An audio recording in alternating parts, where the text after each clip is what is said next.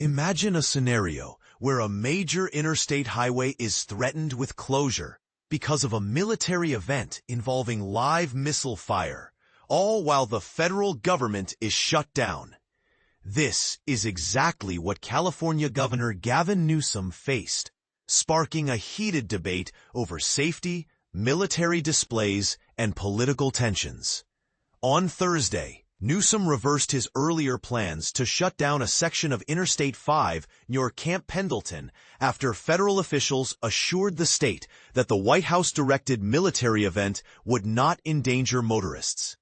This decision capped a day of intense back and forth between Sacramento and Washington, highlighting the escalating feud between Newsom and President Trump. But here's where it gets controversial. Newsom's office had initially considered an emergency closure of the freeway between Orange and San Diego counties after reports surfaced that Navy ships might fire live ordnance over the highway during the Marine Corps' 250th anniversary celebration. Is this a necessary show of military strength or an unnecessary risk to public safety? Newsom's office called it an absurd show of force and criticized the timing, noting that military members were going unpaid during the government shutdown. By late Wednesday, Marine Corps officials clarified that no highways would be closed, citing a detailed risk review. Yet the event, titled Sea to Shore, a review of amphibious strength, is still set to proceed on Saturday, featuring Vice President JD Vance and Defense Secretary Pete Hegseth. The demonstration will include live fire exercises off the Southern California coast, filmed for a Veterans Day special. But is this display more about politics than patriotism? And this is the part most people miss. The event coincides with No Kings rallies planned across California, where critics will voice their concerns about the administration's militarized tone and its strained relationship with the state.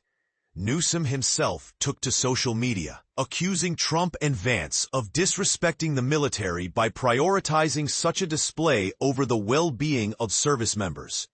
The confusion began when Newsom learned that Navy ships planned to fire missiles and artillery at Camp Pendleton, prompting him to consider the freeway closure. His press office added, "This would be totally uncalled for during a government shutdown."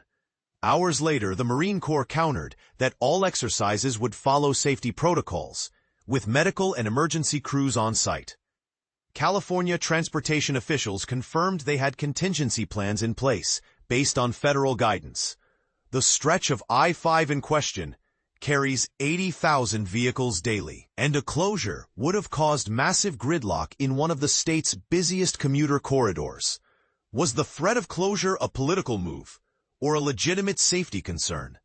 This episode is just the latest flashpoint in the ongoing battle between Newsom and Trump, who has vowed to clean up cities like San Francisco and Los Angeles. Trump's recent suggestion of deploying federal troops to San Francisco was labeled dangerous political theater by Mayor Daniel Lurie. Newsom's office slammed the Camp Pendleton event as a pompous display of power and criticized the White House for poor coordination. Camp Pendleton, a 125,000-acre Marine base, has long been a training ground for amphibious warfare. Recently, Defense Department officials proposed leasing parts of the base for development, adding another layer of complexity to its role. As tensions rise, one question remains. Are these military displays strengthening national pride or deepening political divides? Weigh in below. What do you think?